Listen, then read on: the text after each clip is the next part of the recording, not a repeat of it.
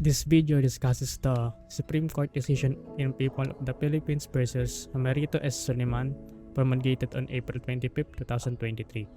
The case deals with the crime of online libel under the Cybercrime Prevention Act of 2012 or Republic Act number 10175. It clarifies how penalties for the online libel should be imposed and explains the scope of judicial discretion when libel is committed through social media and other electronic platforms.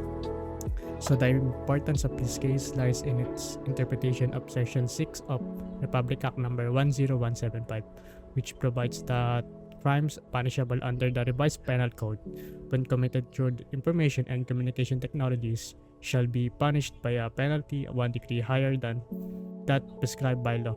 So this case answers the questions of whether this provision requires courts to impose imprisonment in all online libel cases or whether courts may still impose a fine only.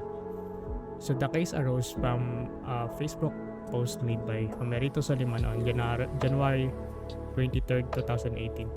In the post, Soliman accused Waldo Carpio, a government official connected with the DOA or Department of Agriculture, of deliberately delaying the release of sanitary and phytosanitary permits. The post contained strong language and allegedly abuse of authority, favoritism, and corruption. It was accessible to the public and tagged several individuals, including high-ranking government officials, and therefore implying its reach. Because of these statements, Carpio filed a criminal complaint, an informant for online libel under Section 434 of Republic Act number 10175 was filed during the Regional Trial Court of Quezon City. During trial, the prosecution presented evidence showing that the Facebook post was publicly accessible and contained defamatory imputations. The defense did not deny authorship of the post but argued that the statements were made out of frustration and were not intended to maliciously defame the complainant. After evaluating the evidence, the regional trial court found Soliman guilty beyond reasonable doubt of online libel. However, instead of imposing imprisonment, the court sentenced him to pay a fine of 50,000 pesos in determining the penalty. So the trial court cited Administrative Circular number 082008, which guides judges in libel cases to consider whether the composition of a fine alone would be best to serve the interest of justice. So the court also took into account the circumstances surrounding the office, including the emotional state of the accused and the immediate deletion of the post and the apologies made to the offended party. So Soliman accepted the judgment, did not appeal his conviction, and promptly paid the fine. The prosecution, however, believed that the penalty imposed was improper instead of filing an appeal. So the people of the Philippines filed a petition for the certiorari before the Court of Appeals. The prosecution argued that the trial court committed abuse of discretion by imposing only a fine. According to the prosecution, Section 6 of Republic Act number 10175 mandates the imposition of a penalty 1 degree higher than the provided under the revised penal code, which is in their view required imprisonment rather than a fine. So the Court of Appeals rejected this argument and dismissed the petition. It ruled that the trial court did not act in a capricious or whimsical manner and that the imposition of a fine was within its discretion. So the appellate court further held that increasing the penalty after conviction would violate the constitutional right the accused against double jeopardy.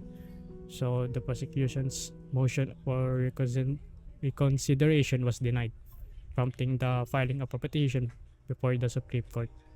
So in resolving the case, the Supreme Court emphasized that the only issue before it was whether the trial court gravely abused its discretion when it imposed a fine only. So the court made it clear that the guilt of the accused was no longer in question as the fiction had already become final. So the Supreme Court first addressed the issue of double jeopardy. It reiterated that the rule that was once a judgment of conviction has become final and was rendered by a court of competent jurisdiction.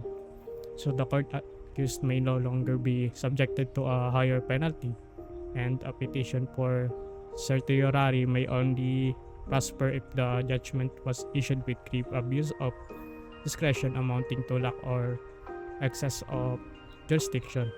In this case, the court found no such grave abuse.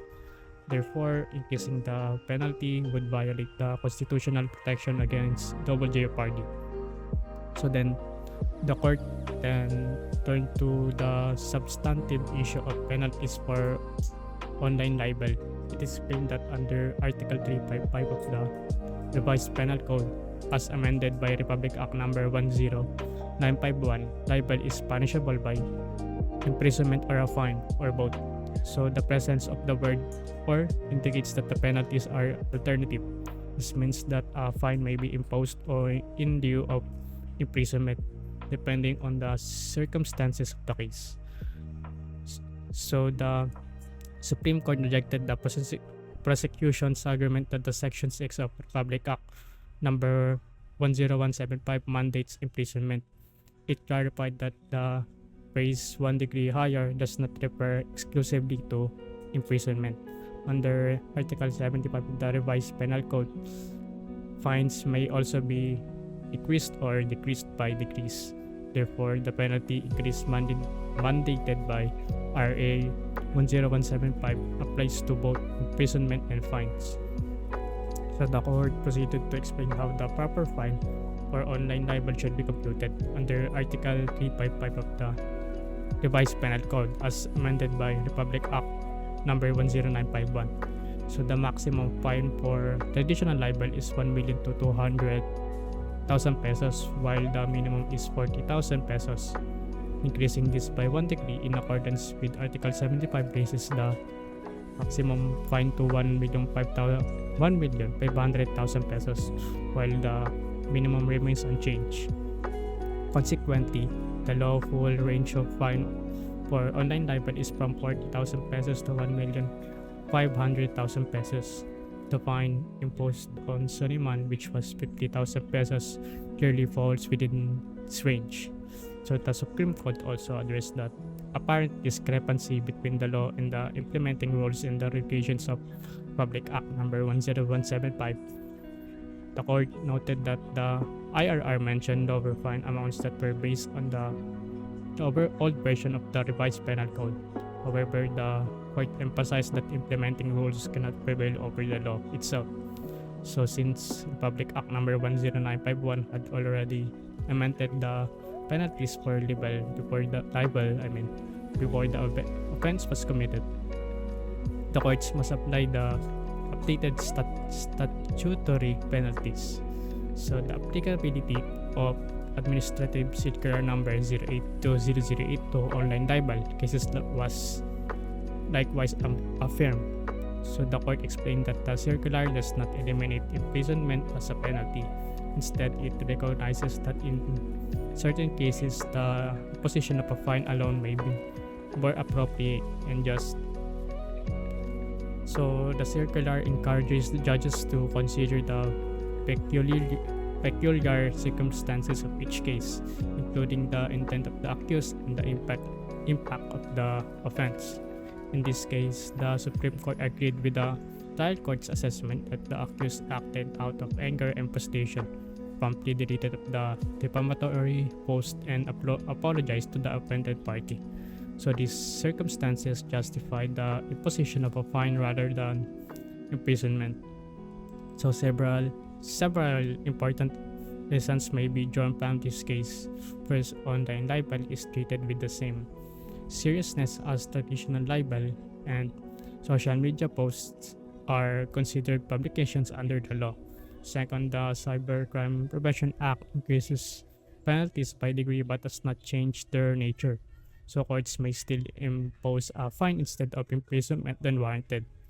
Third, judicial discretion plays a crucial role in ensuring that the penalties are fair, proportionate, and consistent with the interest of justice. Finally, the case reinforces the constitutional protection against double jeopardy and underscores the finality of judgments. So, to conclude, the Supreme Court's ruling in People of the Philippines versus Merito S. Suliman provides clear guidance on the application of Republic Act number 10175 to online libel cases. It affirms that fines remain a lawful and appropriate penalty for online libel and highlights the continued relevance of judicial discretion in the digital age.